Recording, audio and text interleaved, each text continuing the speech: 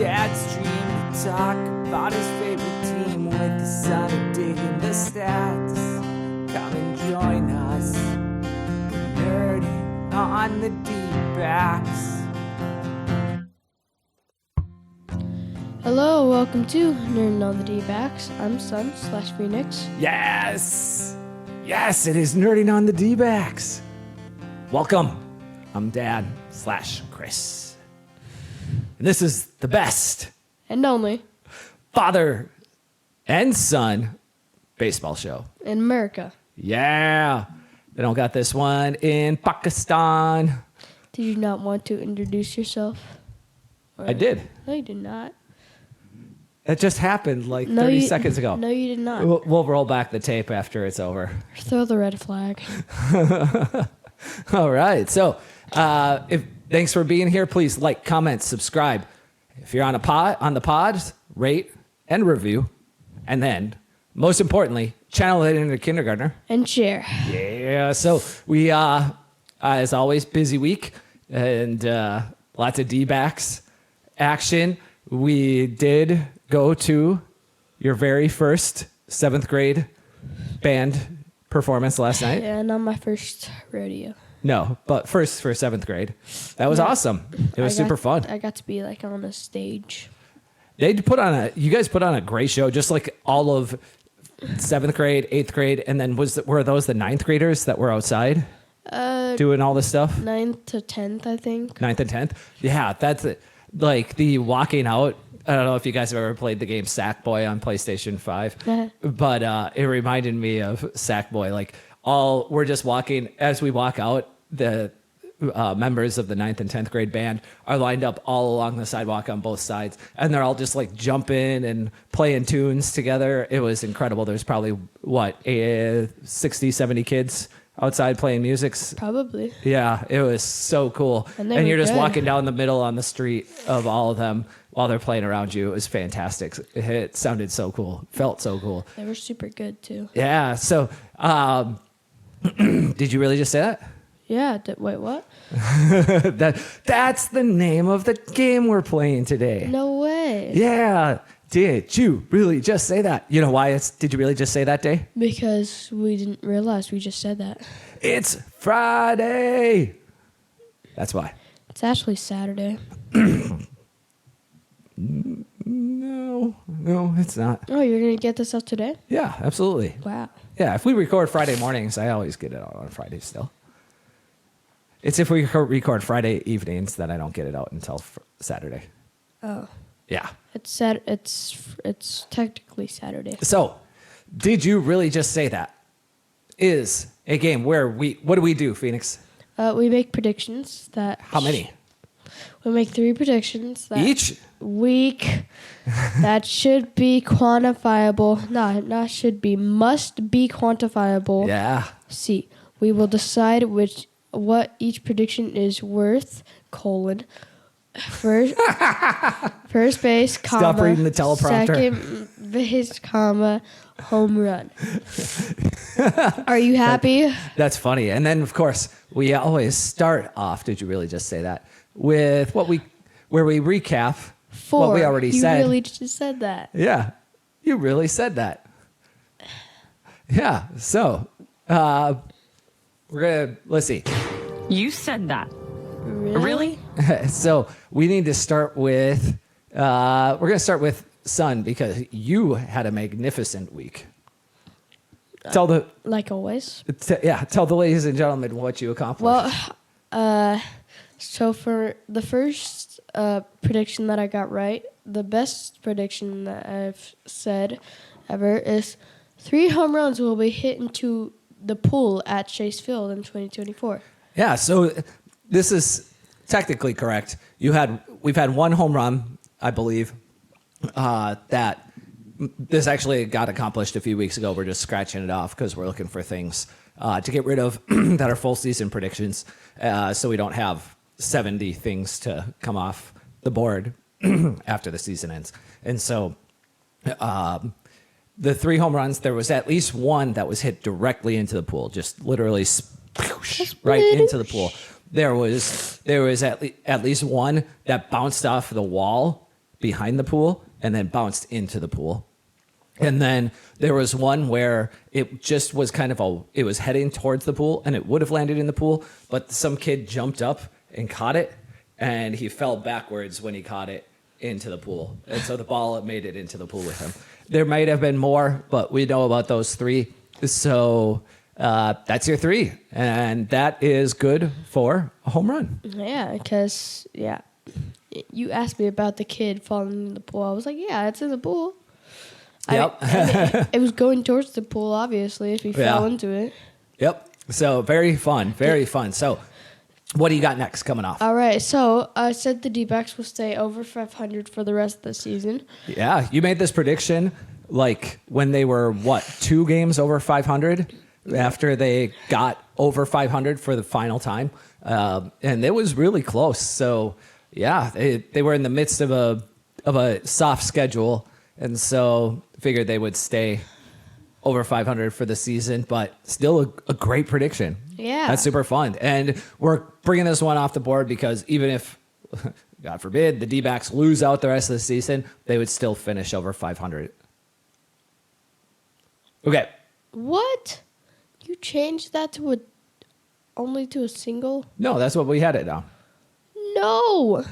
That was, you called it like a double. A double? Okay. We'll call it a double. Run. We'll put it down as a double. I swear you called it a home run Okay. on the show. I will look back in the footage. Walter Rodriguez gets 7+ strikeouts versus the Brewers. Yes, and he got exactly 7. He got 7 through the first 3 innings, and then he didn't get any more after that. But I actually he got said it. 6 strikeouts, but You said more than 6, so I put 7+. yeah. Yeah. Easier to write. All right. So For the ones I got wrong, I said Corbin Carroll will lead the NL in steals in 2024, yeah, and he has like 40. Or he has like 20. He's behind the leader by about 40. yeah, Yeah, so he's not going to catch up on that one. Ricky Williams. He would basically have to get on base every game for the rest of the season, or get on base every time he came up for the rest of the season, and then steal at least 1 base every time he got on base for the rest of the season. Well, he's not doing that. Or if he just got on base at his normal pace, he would then have to steal first and second and even home a few times. He could do it. Yeah, he could. He's not going to. I mean, just Willie Mays hazed it. Yeah. So The second one I got wrong and the last one I got wrong is D-backs shut out Rockies in Game 1 of their series. yeah. No, we got No. beat. Yeah, Two it to was 3. very sad. Yeah, rough Rockies series, but D-backs are on a 2-game win streak as of this moment, so that's good. Yeah. Yeah. All right, so let's talk about Daddy. Daddy got 1 right, and that is Justin Martinez does not get option for the rest of the season. And I feel like that's pretty much in the bag. He's the closer, and I made this prediction like 4 days after he got called up for the second time in April. I believe I made it before May. Yeah. So, yeah, good. Made that. I feel comfortable pulling that one off the board. That's good for a single. And then Eugenio Suarez will hit 4 home runs in the Rockies series. You can't care to guess how many he hit? 1. 0. Oh. The D-backs' entire team hit 1 home run in that series. So, yeah, did not go particularly well. So that gives us our stat line for the season. We may have to make an adjustment on one of these extra base hits, but for the time being, tell everybody what our numbers are for the season. All right, so Dad has .365 batting average. He has 5 doubles and 3 home runs. Yeah, he raised on the roof, but wait till he gets mine. So I have a .371 batting average, more than Dad. And I have 8 doubles, more than Dad. And I have 5 home runs, more than Dad. Did he really say that? Yeah, I really said that, yeah. All right. Well, Those are some, I'm pretty proud of us so Yeah. far. You obviously are doing amazing. Yeah, they should bench you. So let's fire this up this week. Do you want to go first, or should Daddy Boy go first? You go first. All right. So my very first prediction this week, coming out swinging big. Dbacks will sweep the Giants. That's right. They I'm calling this on a home run because how do you yeah. not? Yeah. They play the Giants at home starting on Monday. The game we're going to be at. And Yeah. this really pretty much hinges on the Tuesday matchup. I'm fairly confident in them winning Monday and Wednesday's games. But on Tuesday, they face perennial Cy Young candidate Logan Webb, and we have got Brandon Pfaadt going. Why are you worried? Well, Brandon Pfaadt is up and down. Yeah, I know. He just had probably the best pitching performance of any starting pitcher on the D-backs just yesterday. And you don't think he's hot? I mean, maybe. Like I said, I think his weird start against the Brewers in his previous game was. Did you just turn off your mic? Did I? No, no. Sounded like it. His previous start, even though it was absolutely terrible, I said it looked like the kind of start that was just kind of a blip and not a trend of something bigger. And that obviously came to be. And his outing yesterday was unreal. So they don't. It's the other thing is because of the way the matchups are. It's likely that Herrera is behind the plate for game 2 as well. So you're taking Moreno's bat out of the lineup, and then on the plus side, you got no Jordan Montgomery going in this series. If he was pitching, I would have never made this prediction. And then the series is at home, if that matters. A sweep would almost certainly clinch a playoff spot for the Diamondbacks, which would allow them to set up their rotation for the wild card round rather than prioritize beating the Padres in that final series of the season. And they actually almost have their rotation set up. Like it's crazy. Right now, Gallen is scheduled to pitch in the regular rotation. Gallen would be projected to be the starter in game 1 of the playoffs.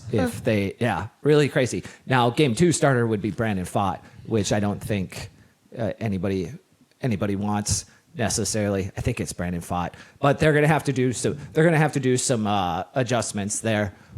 But I think they could pull that off, and it would be really good for the team.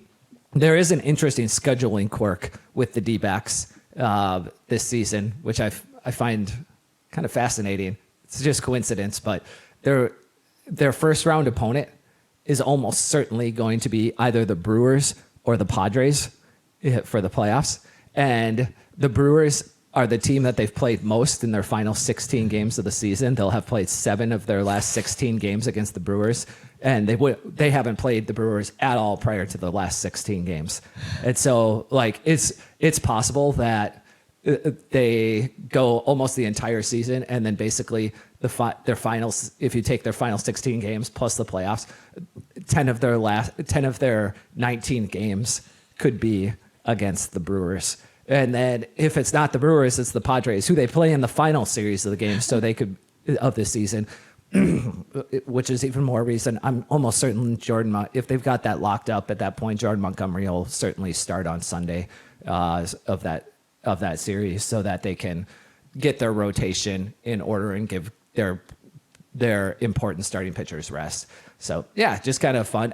Kind of a side note question. Who would you rather have the D-backs play in the first round of the playoffs, the Brewers or the Padres? The Padres. Really? Yeah. Huh. I'm surprised at that. Why do you say that? Well, because, like, we play them in the final series, and, like, if we lose, we get another shot at them and that's more, like, that's more intense. Yeah. And, yeah, and then I think we'll win. I would rather face the Brewers, and the main reason is the Brewers have one really good pitcher, Freddie Peralta, and they have a great bullpen, but they don't have the kind of starting pitching that the Padres have. The Padres got, I believe, they've got, of course, Dylan Cease, Michael King, and then Yu Darvish or Joe Musgrove, whoever they want to send out to the mound. They've just got a lot of really good pitchers. And so that's going to make it a really difficult matchup in a 3-game series. So I mean, I don't have a strong preference of one over the other. Both teams are very good, but I would prefer to play the Brewers, I think, in a 3-game series. So yeah, that's really it. Really just say that. What do you got for your first prediction, Phoenix? I heard Lourdes Gurriel's coming back. That's true. What do we got for a Lourdes Gurriel prediction?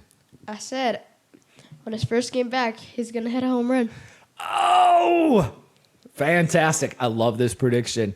I think that's good for a home run. Lourdes Gurriel, home run call for a home run. Yep. Yeah. I love it. You just said that. So, he has, I wonder when he is coming back. I know they said, I wonder have you seen anything? Is he projected to come back this weekend, next week? Anything. You know, the Dbacks get to play former Dback Robbie Ray next week, possibly. He's projected to start on Wednesday's game next week. And that would be a really good return for him if that's it. So maybe we'll see what happens. I wouldn't be surprised if that's when he comes back, as he starts in Wednesday's game. So I'm going to throw out, this was a really fun statistic that when I was looking through the Diamondbacks, that I feel like I need to make everyone aware of. It's only worth a single, I think, but and that is Pavin Smith finishes the season with the top OPS on the D-backs team. I just said that. Yeah, he is he is right now. I think this would be super surprising to everyone. He is right now leading the team in OPS, and it's by kind of a lot. I want to say like 40 points of OPS. He's ahead of number 2 is Jock Peterson, and so he's got a bit of a lead. He's up on Jock Peterson by like 35, 40 points of OPS, and that means essentially Pavin Smith has been the best hitter on the D-backs on a per plate appearance basis, aka a rate basis. He has been, according to WRC, weighted runs created, which is a counting stat. Weighted runs created plus gives you an average of where you are per plate appearance, right? Obviously, he's number 1 on the team since he has the highest OPS. But just from a pure value standpoint, just how many runs has he created? He is estimated to have created more runs for this team than Josh Bell.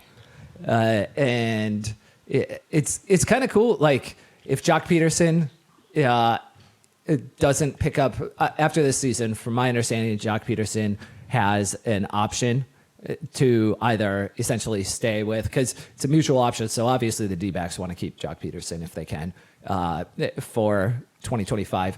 But if he decides to opt out of his contract, which he can do, I think the D-backs are in pretty good shape for DH next season, no matter how it goes, because you have Pavin Smith, who can DH, who's been the best hitter on the D-backs all season long. And then you also have Adrian Del Castillo, who can DH. And so you have 2 fantastic left-handed hitters that are kind of positionless on the team right now. So it usually would be a huge downgrade, because I say that Pavin Smith's been the best hitter on the D-backs, kind of tongue-in-cheek. Losing your best hitter in Jock Peterson would be a big blow, typically, but that you can replace him, because Pavin Smith and Adrian Del Castillo, just from an OPS standpoint, are number 1 and number 4 on the team in OPS for the season.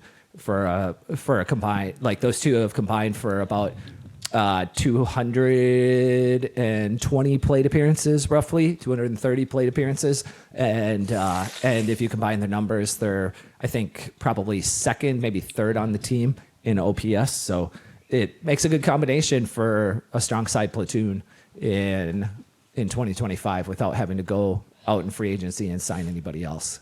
Yeah, okay. All right. All right. You're I up. said So, I'm pretty sure he's pitching the game we go to. I said Merrill Kelly was going to have a quality start against the Giants. All right. I guess I have no idea if he's pitching against the Giants or not. It said it on the MLB app. Okay. Terrific. Very good. We'll go with it. Terrific. So, yeah, quality start. I like it. I think I don't know if he's thrown a quality start since he returned from the IL yet. So obviously he's trending in the right direction. So is Eduardo Rodriguez. Unreal. My wanting to see the pitching staff have a few good, the rotation. A few of the guys have good starts. Oh no, he's pitching Against the Brewers? tomorrow's game. Yeah. Okay. So do you want to change it to the Brewers? Yeah. Okay. Yeah, because I think then he's going to be... Cut that. So I said that Merrill Kelly was going to have a quality start against the Brewers. I love it. Let's roll with it. All right. Oh, wow, this guy's good. Kind of. Sorry. And then for my third and final prediction, I am going to say that That's right. You just said that. Eugenio Suarez is So funny. Eugenio Suarez is going to get his option picked up for 2025. So Suarez has a $15 million team option available for the Dbacks to pick up, and that comes with a $2 million buyout. So what that means for people who don't really follow is that the Dbacks can pay him $15 million, or they can opt out of that contract for 2025, and they have to pay him $2 million still if they choose to opt out. So it's effectively a $13 million option. That's kind of where the math comes out because they're out $2 million anyway. What's the option they pay me? Huh? What's the option they pay me? Oh, we could try to get on the phone with them and see what they say, but I doubt they're going to pay you. I could be their ball boy Yep. or their bat boy Yeah. Yeah, I don't think those guys are paid. or that one lemonade guy. I don't think you could be a lemonade guy. You're too young. Lemonade like grandma made. And then, No, that's so what that one guy said. yes, lemonade guy. Yeah. Yeah. I like So the lemonade guy. Suarez has been a top 5 third baseman in Major League Baseball this season. If he was a free agent, I mean this quite seriously. I'm almost certain he gets a better contract than Christian Walker. He's the same age roughly. He's a few months younger than Walker. He has been worth about the same amount of WAR, a little bit more WAR wins above replacement over the last few seasons than Walker. They're effectively the same. The reason I think he probably gets a better contract is Walker is a first baseman versus Suarez, who's a third baseman. And so I have no doubts that they're essentially like the same offensive player. And if you moved Suarez over to first base, he's just got room to move down the defensive spectrum, is what they call it, because first base is easier to play than third base. He plays a solid third base. He probably would be a really good first baseman if he could no longer play third base. And so that just gives him more value than Walker. And I think he'd probably get something like 20 million a year for 3 or 4 years and in free agency this offseason. So getting him for 1 year at 13 million is a steal. So I think it's almost certain that this happens. I can't imagine the D-backs don't pick this up. I'm giving this one a single. It seems like this is like, you know how when you're playing pool and the ball is like almost right in the pocket and your cue ball, like you're trying to get the three ball in and it's right by the pocket and you're sitting right next to it and you just got a little bloop to just put it in. Or the other player hits the white ball into the hole and you get to place it anywhere. And ball in hand, yeah. Yeah. Yep. Yeah, that's pretty much what that is. It's a simple make, but I just wanted to bring it up for discussion's sake because I'm pretty certain that's going to happen. And the fact that I didn't realize this, if you would have asked me a few months ago Obviously, this does it. Even if you would have asked me even before I looked this up, is Suarez going to make more? Would Suarez make more as a free agent this upcoming season than Christian Walker? Even just like if you would have asked me this yesterday before I researched these numbers, I would have said no, absolutely not. Now I absolutely think Suarez would almost certainly get more in free agency than Christian Walker would, and that's surprising to me. Yeah, especially for a Gold Glover. Yeah, it's just Suarez third base is just more valuable than first base. All right, so for my last prediction, I said that the D-backs win their next 2 series. So are we counting the Brewers, or are you just looking at Giants and Padres? Giants and Padres. Okay, they win their last 2 series. So, okay, they win both series. Wow. They're gonna get to the playoffs. I mean, if they, there is a world where the D-backs finish the Brewers series with a 3-1 series win, and then they sweep the Giants, and then they win 2 out of 3 versus the Padres, and they are hosting the Padres for a wild card game. It's not unreasonable that could happen.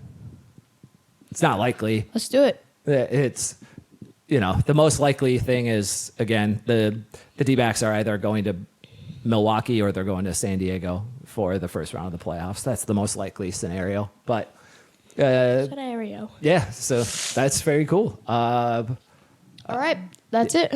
Yeah. That's it. You really There said it that? is. Yes. Yes, he did. Yeah, you just said that. So with that, please like, comment, subscribe on the pod, rate, review. Most importantly, channel that inner kindergartner. And share. Yeah. And then Take it away, Limerick.